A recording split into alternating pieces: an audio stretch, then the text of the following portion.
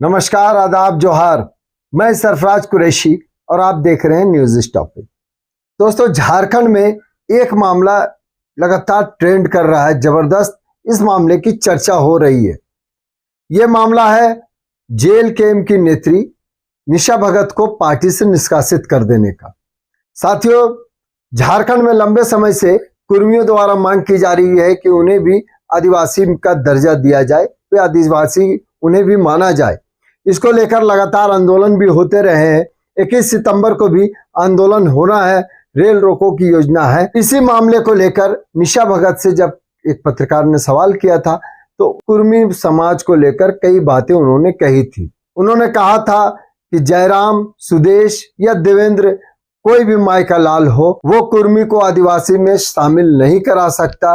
अगर आदिवासी में शामिल करने की बात होगी तो वो विरोध करेंगी, खुलकर विरोध करेंगी।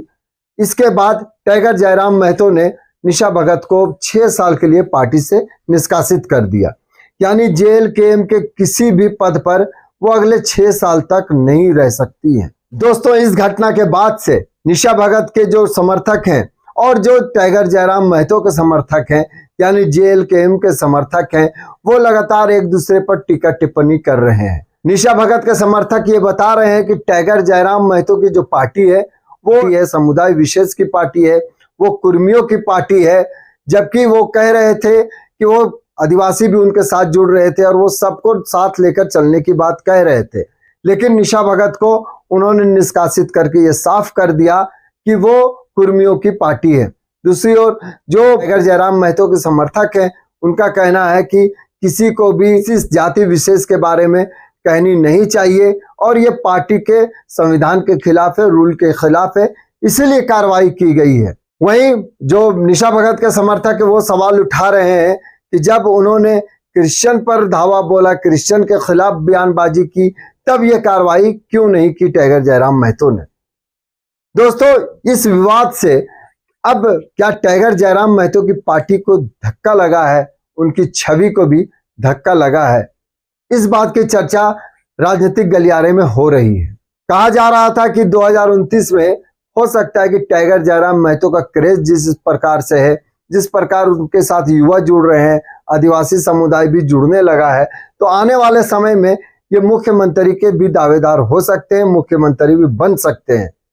लेकिन इस घटना के बाद से ये कहा जा रहा है, इस प्रकार उनकी छवि अब बनाई जा रही है कि वो आदिवासी विरोधी हैं और सिर्फ कुर्मी समुदाय के नेता हैं और कुर्मी की पार्टी है उनकी पार्टी जेल के। अब निष्कासन के बाद और भी तल्ख तेवर निशा भगत के हो गए हैं। उन्होंने फिर से जयराम महतो पर कटाक्ष करते हुए कई बातें कही। उन्होंने कहा कि वो पहले भी इस्तीफा दे सकते थे, लेकिन इससे कुर्मियों की जो मानसिकता है वो सामने नहीं आती। आगे उन्होंने कहा कि टाइगर जयराम की मानसिकता भी लोगों को समझ में आ गई होगी।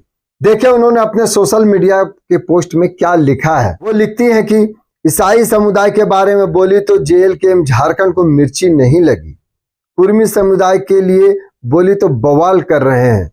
कुर्मी समुदाय किसी कीमत पर आदिवासी हितैषी नहीं हो सकते। पार्टी पहले छोड़ती तो कुर्मियों की मानसिकता का पता नहीं चलता। उम्मीद करती हूं कि जयराम महतो क्रांतिकारी का मानसिकता का पता चल गया होगा। सभी धर्मों के लोगों को लेकर चलने की हैसियत नहीं है। सुश्री को श्रीमती बना दिया इन्होंने। दरअसल टाइगर जयराम महतो ने जो निष्कासन का पत्र लिखा है, ये उसी पर के संबंध में कह रही है कि सुश्री को श्रीमती बना दिया है। उन्होंने जो इनको संबोधन किया है निशा भगत को, श्रीमती निशा भगत कह के किया है, जिसको लेकर ये कटाक्ष कर रही है। मतलब जैसे ही कार्रवाई हुई है और अब मुखर हो गई है, अब कई सवाल उठ रहे हैं। दोस्तों, मामला यह है कि अब जो आदिवासी समुदाय जो निशा भगत के समर्थक रहे हैं, चूंकि टाइगर जयराम महतो जिस प्रकार से बेबाक अंदाज में बोलने के लिए जाने जाते हैं, उनका युवा वर्ग दीवाना है। यही वजह है कि उन्हें माननीय बना दिया लोगों ने, विधायक बना दिया लोगों ने। उसी प्रकार से रांची में हुए सरना झंडा विवाद में आदिवासी समुदाय के बीच अचानक से निशा भगत की छवि काफी हाई हो गई है। वो एक लड़ने वाली शेरनी के रूप में आदिवासी समुदाय के बीच में प्रचार प्रसार उनका हो रहा है। ऐसे में जो लोग जेल कैंप से आदिवासी संगठन के लोग जुड़े हुए थे, आदिवासी समुदाय के लोग जुड़े हुए थे, अब वो कहीं ना कहीं दूरी बनाएंगे क्योंकि वो निशा भगत के समर्थक हैं।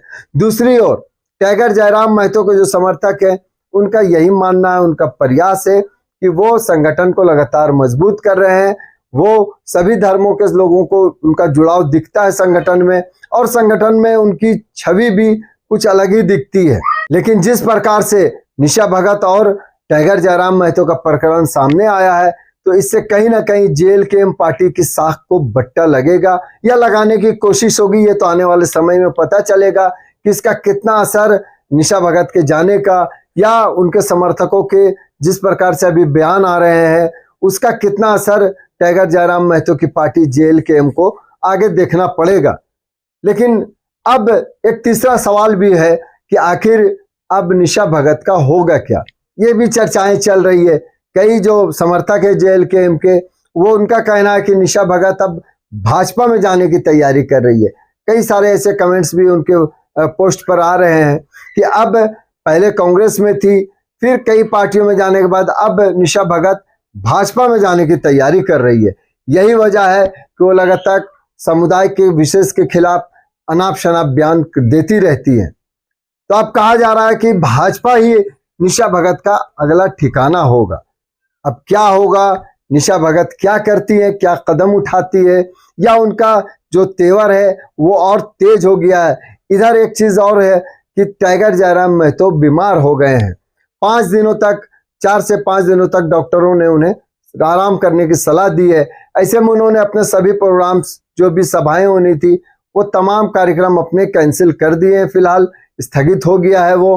अब टाइगर जयराम महतो स्वस्थ होते हैं तो आगे उनका क्या बयान आता है इस मामले पर, या उनकी ओर से क्या प्रतिक्रिया आती है। लेकिन इतना तो तय है, अब झारखंड में एक नया मामला, एक नया विवाद आ चुका है। राजनीतिक गलियारे में इसकी चर्चाएं खूब हो रही हैं, सोशल मीडिया पर आपसी झगड़े भी हो रहे हैं। लेकिन अब आगे क्या होगा, क्या कदम कौन उठाता है, शह मात के इस खेल में कौन बाजी मारता है और किसे हार मिलेगी, ये तो आने वाला समय बताएगा कि क्या क्या होगा। जैसे हमें सूचनाएं मिलेंगी, हम आपके सामने आएंगे, आपसे रूबरू होंगे और इस पर चर्चाएं करेंगे।